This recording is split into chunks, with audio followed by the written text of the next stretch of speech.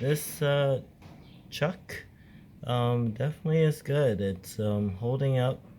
I'm drilling into concrete and I'm putting a lot of my weight onto the drill, and it's holding, and I'm able to get to 2 inches, which is what I need to for these anchors for the shed. Yeah, my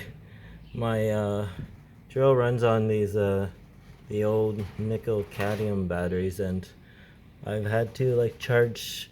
I have 2 of them, and I've had to use, well, 2 charges, which is 3 full batteries, to get down to 2 inches. I'm actually getting the hang of it, so I think I just have to put more weight onto the drill to get it to go faster. Anyway, just wanted to show you that. See, here it is in action. Except I think the drill's had enough.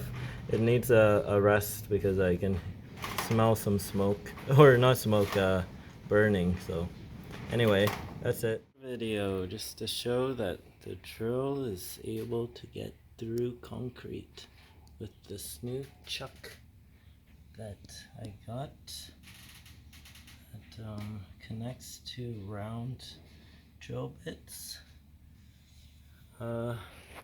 My drill definitely overheats a lot though, and the battery runs out really fast. So